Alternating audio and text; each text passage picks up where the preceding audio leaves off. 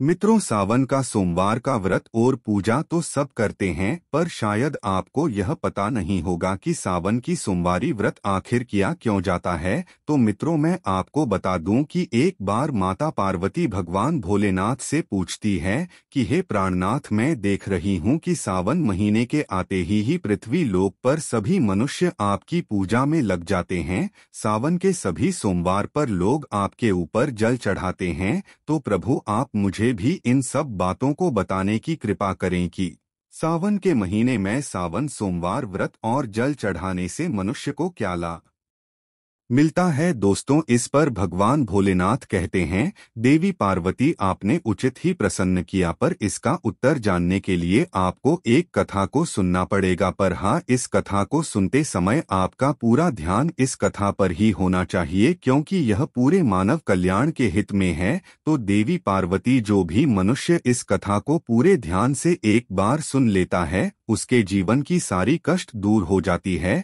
तो क्या आप इसे पूरे ध्यान से अतक सुनेंगे मित्रों? तब माता पार्वती कहती है कि प्रिय है प्रभु, आप निष्कोच होकर इस कथा को प्रारंभ कीजिए। मैं आपको वचन देती हूँ कि मैं इसे पूरे ध्यान से शुरू से आखिरी तक सुनूंगी। दर्शकों, आप भगवान भोलेनाथ की इस कथा में खो जाएं, उससे पहले कृपया इस वीडियो को एक लाइक करके कमेंट में हर हर महादेव अवश्य लिखे, साथ ही हमारे इस चैनल को सब्सक्राइब अवश्य कर ले। तो चलिए कथा की शुरुआत करते हैं। मित्रों, एक किसी नगर में एक बहुत ही धनी सेठ रहता था, जिसका नाम सेठ बालकदास था। बालकदास के घर में धन की कोई कमी नहीं थी, लेकिन कोई संतान न होने के कारण वह बहुत दुखी था। संतान प्राप्ति के लिए वह हर सोमवार को व्रत रखता था और पूरी श्रद्धा के साथ शिव मंदिर जाकर भगवान शिव और माता पार्वती की पूजा करता था। उसकी भक्ति देखकर एक दिन मां पार्वती प्रसन्न होकर भगवान शिव से सेठ बालकदास की मनोकामना पूर्ण करने का निवेदन किया। पार्वती जी के आग्रह पर भगवान शिव ने कहा कि हे पार्वती, इस संसार में रानी को उसके कर्मों का फल मिलता है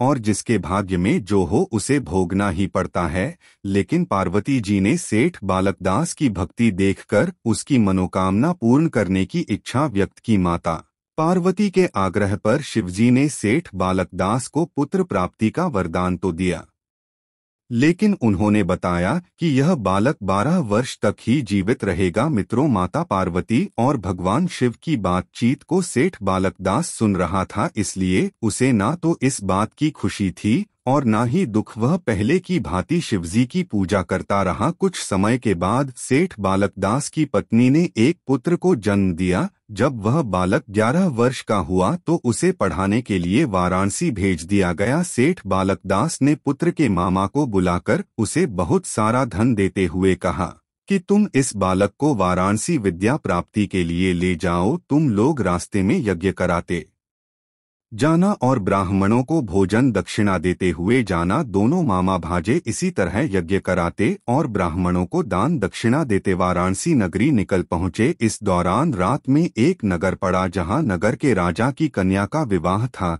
लेकिन जिस राजकुमार से उसका विवाह होने वाला था वह एक आंख से अधा था। राजकुमार के पिता ने अपने पुत्र के होने की बात को छुपाने के लिए सोचा, क्यों न बालकदास के पुत्र को दूल्हा बनाकर राजकुमारी से विवाह करा दूर। विवाह के बाद इसको धन देकर विदा कर दूंगा और राजकुमारी को अपने नगर ले जाऊंगा। मित्रों, तब बालकदास के लड़के को दूल्हे के वस्त्र पहनाकर राजकुमारी से विवाह करा दिया गया। पर सेठ धनी राम का पुत्र बहुत ही ईमानदार था, उसे यह बात सही नहीं लगी, इसलिए उसने अवसर पाकर राजकुमारी को एक चिट्ठी लिखा कि तुम्हारा विवाह तो मेरे साथ हुआ है, लेकिन जिस राजकुमार के संग तुम्हें भेजा जाएगा वह एक आंख से अधा है। मैं तो वाराणसी पर जा रहा हूँ। जब राजकुमारी ने चिट्ठी पर लिखी बातें पढ़ी तो उसने अपने माता पिता को यह बात बताई। राजा ने अपनी पुत्री को विदा नहीं किया, फिर बारात वापस चली गई। दूसरी ओर बालकदास का पुत्र और उसका मामा वाराणसी पहुंचे और वहां जाकर उन्होंने यज्ञ किया। जिस दिन लड़का 12 साल का हुआ उस दिन भी यज्ञ का आयोजन था। लड़के ने अपने मामा से कहा कि मेरी तबीयत कुछ ठीक नहीं है। मामा ने कहा कि तुम अदर जाकर आराम कर लो। मित्रों, शिवजी के वरदान अनुसार कुछ ही देर में उस बालक के प्राण निकल गए। मृत भांजे को देख उसके मामा ने विलाप करना शुरू किया। संयोगवश उसी समय शिवजी और माता पार्वती उधर से जा रहे थे। पार्वती माता ने भोलेनाथ से कहा, स्वामी, मुझे इसके रोने के स्वर सहन नहीं हो रहा, आप इस व्यक्ति के कष्ट को अवश्य दूर करें। जब शिवजी मृत बालक के समीप गए तो वह बोले कि यह उसी सेठ का पुत्र है जिसे मैंने 12 वर्ष की आयु का वरदान दिया था। अब इसकी आयु पूरी हो चुकी है। लेकिन मातृभाव विभोर माता पार्वती ने कहा कि हे महादेव, आप इस बालक को और यह देने की कृपा करें, अन्यथा इसके वियोग में इसकी माता पिता भी तड़प तड़प कर मर जाएंगे। मित्रों, माता पार्वती के पुनः आग्रह पर भगवान शिव ने उस लड़के को जीवित होने का वरदान दिया। शिवजी की कृपा से वह लड़का जीवित हो गया।